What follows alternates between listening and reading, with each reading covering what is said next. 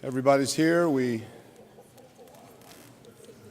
welcome you most graciously and warmly to our news conference this morning. We thank you for all coming out, for being here in this beautiful room, the Mayor's Reception Hall. It's always feel in awe just being here, and I appreciate your joining us today. My name is Vi Sikaham. I am the morning news anchor at NBC 10, and we're here to announce a partnership and also an effort to recruit families, resource families, in the interest of fostering over maybe 6,000 kids, over 5,000 kids in the Philadelphia area who so desperately need it. I know from my work in Wednesday's Child, I have hosted Wednesday's Child since its inception in the summer of 2004, so going on 14 years, and we've worked with the National Adoption Center here in Philadelphia, and their folks are here. We so appreciate them. Ken, Gloria, thank you for your support and all that you have done over the years. In that program, we have successfully adopted or placed over 60% of the children that we have featured on Wednesday's Child in homes. That's the highest percentage in the entire country, and we are extremely proud of that record, and grateful that we've had the honor and the pleasure of working with the NAC and all of the agencies that help us place these kids in their homes. Without any further ado, I would like to call to the podium Cynthia Figueroa, the Commissioner of the Philadelphia's Department of Human Services, who will tell you a little bit more about the city's investment towards the recruitment of quality, loving foster parents and the urgent need for them. Commissioner.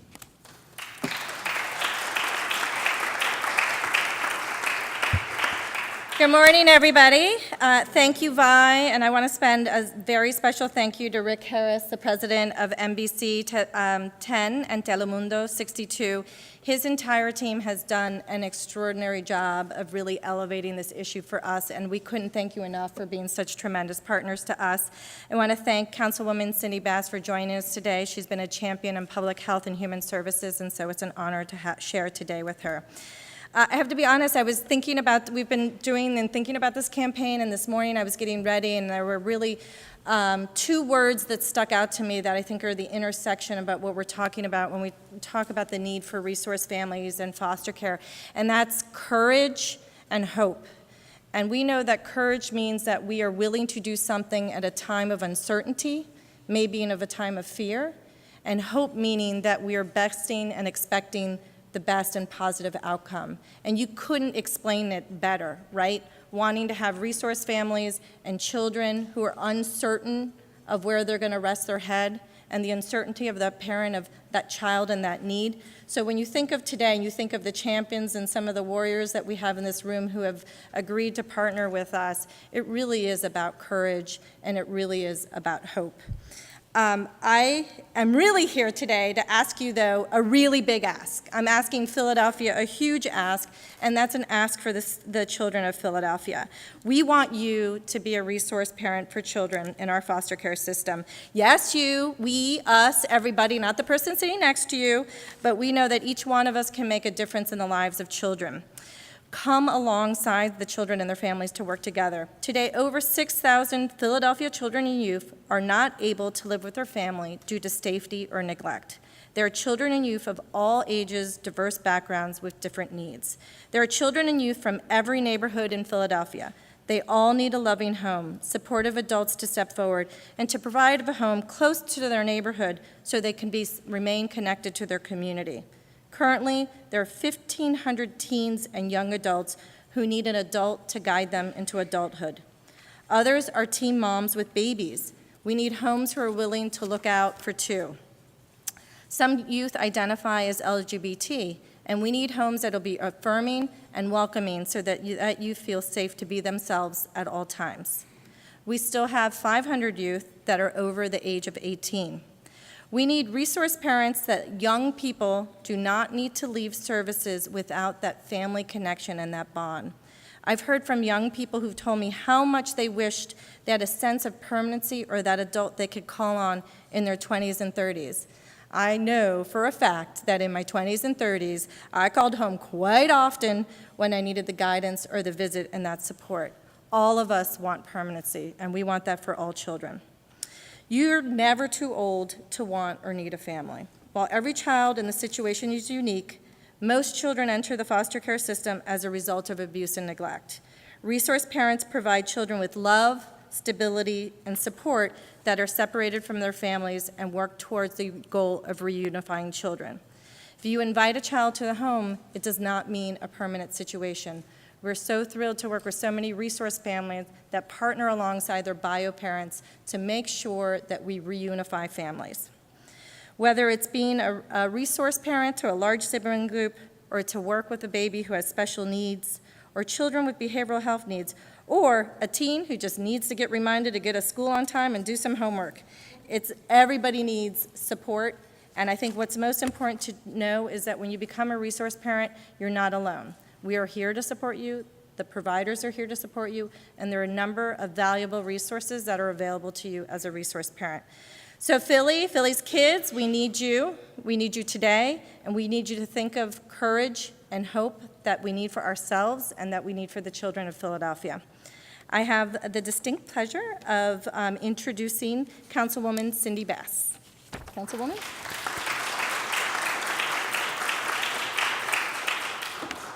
Good morning, everyone. It's a pleasure to be here, and it's a pleasure to be on the same page as Cynthia Figueroa. I just wanted to start out by giving a couple of quotes that I thought would be appropriate for this occasion.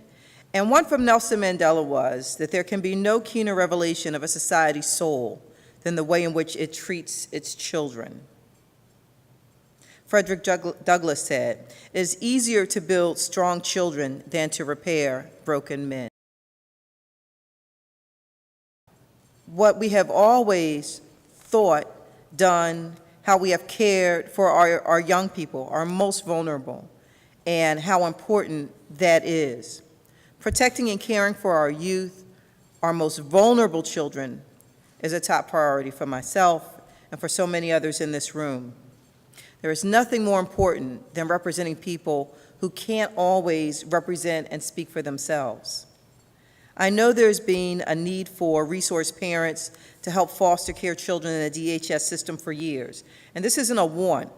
Children need a home. They need a family. When you look at the 8 things experts say that all children require, they require security, stability, consistency, emotional support, love, education, positive role models, and structure. Our kids can receive each of these necessities from a loving family, whether biological or foster, and a lot of these things come naturally to stable adults. You have a roof over your head. There's something in that you shouldn't take lightly, and something that a child in DHS care may value immensely. Foster parents have income. They can provide a hot meal for a child. And again, that's something that may be second nature to a stable adult, a stable household, potential resource parents, but it's so important for children who can't care for themselves. Consider what happens when a child doesn't have the things they need to survive. Children in Philadelphia go hungry. It happens all the time. They could feel neglected. They could wind up in the costly school-to-prison pipeline that perpetuates a cycle of poverty and inequality. But consider what happens when a child does get these things. Suddenly, the hard worker who has been in foster care most of her life has a family to return to on breaks from college. The teenage boy who is interested in STEM has a parent to take him to a college science fair on the weekend. Overall, resource parents give our kids a bigger chance to truly succeed. DHS and QS have had their issues, but they have now acknowledged it, and they are working towards solving these issues. We can't complain about a system if we're not doing anything to fix it. I'm going to say that again. We can't complain about the system, about the state of our children, about the state of our city, if we're not willing to step up and fix it. Becoming a resource parent is a positive way to make our mark on the Philadelphia children, on the children of Philadelphia, and the city and those children will be better because of you and reaching out. And the last thing I just want to add to that, my comments is, for everyone here today, reach out to at least one person and ask them to be a resource parent. I'm going to reach out. I already wrote my list when I was driving in this morning. I wrote a list of, my close friends that I'm going to be reaching out to today and asking them to become resource parents. And it's incumbent upon all of us to do the same. Everyone reach out, get someone else, bring them along, and we can do this. Thank you.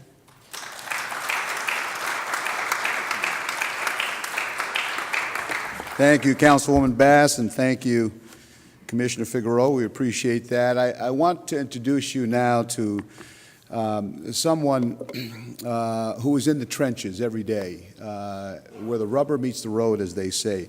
It is my privilege to introduce to you one of our primary partners in this effort, an amazing resource parent who has dedicated her time, her love, and incredible advocacy skills to Philadelphia children as a resource parent. Please join me in welcoming Stephanie Laws. Stephanie.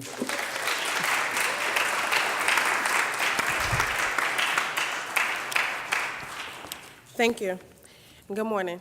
I am pleased to be here today to share with you my working experience working with foster kids and how I became a kinship and foster parent. For more than a decade, I've worked in residential facilities with youth with behavioral issues as a youth care worker.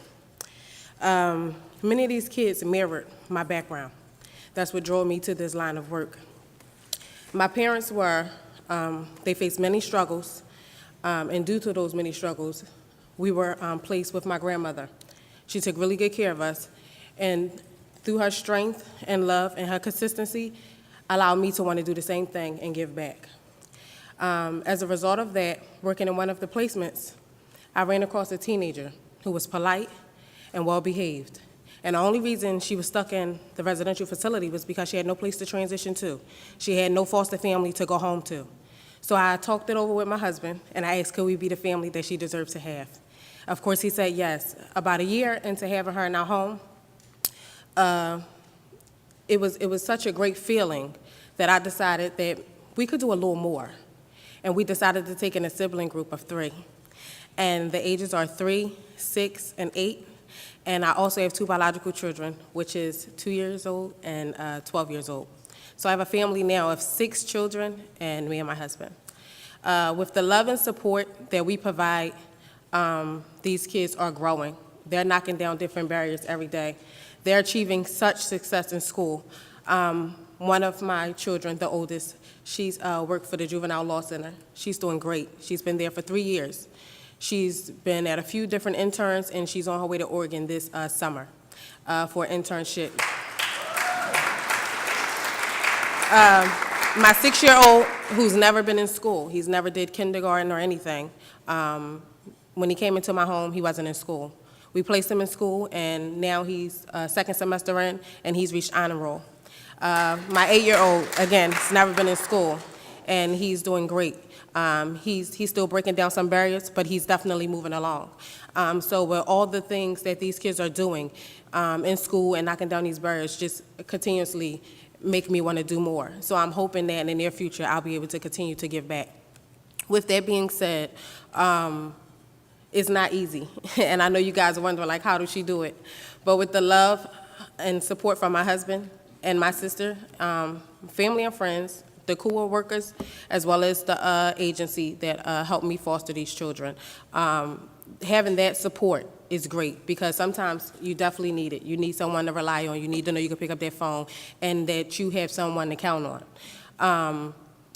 I just ask that, the Philadelphia community step up and start fostering. And in order to do so, it takes stability. It takes commitment. It takes teamwork. It takes love more than anything, and definitely an open mind to different cultures and backgrounds. Definitely need to have a lot of training and trauma-informed care, especially because these kids been through so much. They really have. But if you have patience, you'll get through this. And I just encourage each and every person here to step up. If you can't make space, if you don't have space, and you know someone who do, please encourage. It's so many kids, like they said, over 6,000 in the system with nowhere to go. We all love the fact that we're able to return home to our families. These kids looking for the same thing. Thank you.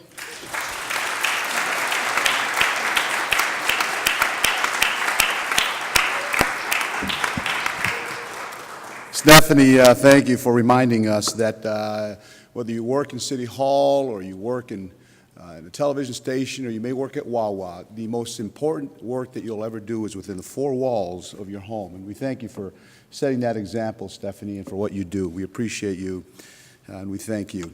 I want to introduce to you my boss. He's not my immediate boss, but I want to tell you something about Rick Harris. One of the things that I love about working at NBC 10 is that I work for people who have vision, who have drive, who have leadership.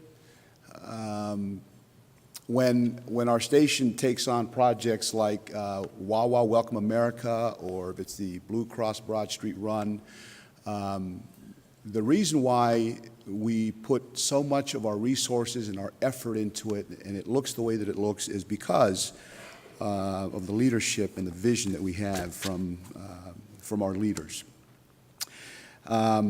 Here's one other thing that is unique about Rick Harris. My immediate boss, Angela Williams, and Rick Harris and myself, all three of us played college sports. And I don't discount the fact that little something in our personal lives is a driving force in how we view the world and how we do things, how we act, how we treat people. But it also says a lot about the uber competitiveness that I would say that we all share in everything that we do. Without any further ado, before he fires me, let me introduce to you the President and General Manager of NBC 10, Mr. Rick Harris.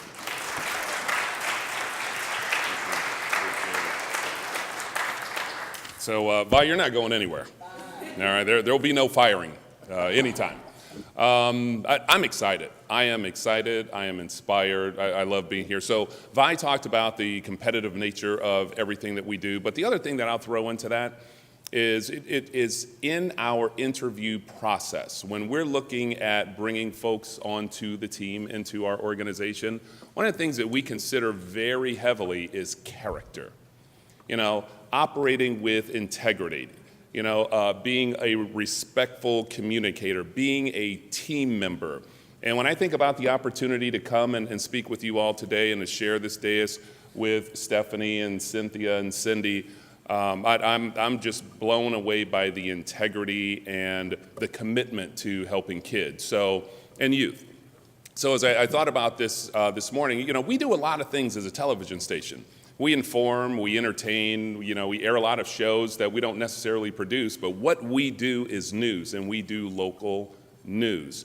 But the one thing that I'm most proud of in all that we do locally is our service. We're a service organization, and when we have an opportunity to serve children and serve youth, it makes it even better for all of us. So, you know, I'm proud to be here, and I want to say thanks for having me. So, on behalf of NBC 10 and Telemundo 62, you know, we have a strong legacy of promoting causes that help children and youths. You know, it was mentioned earlier that Vi has been involved with Wednesday's Child for quite a while now. You know, he leads that charge, and we have a number of people behind him within the two television stations, but it's a commitment on our part. Another part of it is, you know, personal commitment from families within our NBC 10 and Telemundo 62 family. Now, we have a number of folks within our organization who have stepped up to become foster parents, which is, you know, just tremendous. So, Cynthia, you mentioned, I wrote it down here, you mentioned having an ask. And, you know, my whole thing is, well, we can be passionate, but if we don't have action behind the passion, it means nothing. So here's the action, here's the payoff. We will be marshaling all of our resources in order to launch a foster care phone bank this Thursday. That is Thursday, March 1st at NBC 10 and Telemundo 62. Cindy, you mentioned that, you know, sometimes folks just don't have the wherewithal to represent themselves. Sometimes people don't have a voice and they need someone else to speak for them. Well, that's what we intend to do across our on-air channels, our digital platforms, our mobile platforms. Anywhere there is the potential to touch base with a foster parent, we will be there, and we will help them learn more about that process. So on Thursday, the 1st, we'll have recruitment experts from DHS and 25 provider agencies that will answer questions between the hours of 4 and 6:30. 4 and 6:30 is significant for us because we do newses at 4, 5, and 6 on NBC, and then on the Telemundo 62 side, we do them at 5, 5:30, and 6. So those shows, along with our 24/7 presence across social media and digital, will make this a really good initiative to help us all find foster parents to help these children. So in addition to that, we'll also do a number of news stories. Topics will range from training to be a foster parent to LGBT fosters, growing up through the foster system, single parent fostering, special needs, and much, much more. So we encourage you to tune in, but more than anything, we encourage you to connect personally and, Cindy, as you said, find someone in your network that you think might make a great foster parent, because there are thousands, literally thousands of youth here in Philadelphia who need a loving home. So thanks for having us. We're proud to be involved, and I'm going to hand it back over to Vi.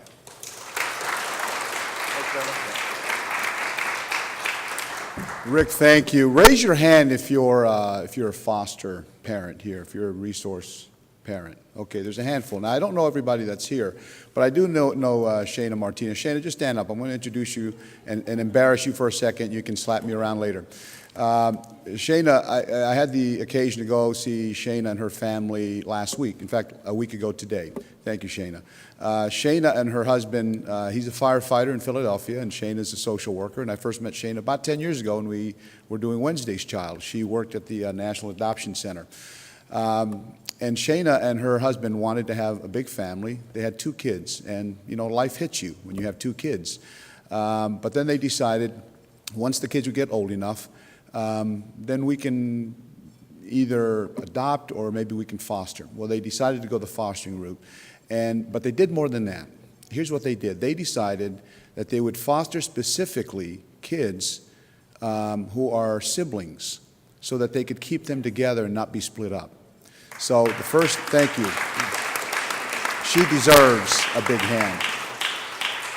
They opened their home. They went through the process. They got certified, and the first group of kids that came to their home were 3 kids under the age of 5, 2 of them in diapers. Now their kids are teenagers, and to say that they went through a process of an adjustment period is an understatement. But I asked Shana's oldest, her name is Jada, she's 13. I said, Jada, tell me what happened when it was time to send the 3 kids back. And her big doe eyes just welled up, with her big brown eyes, just welled up and just started crying.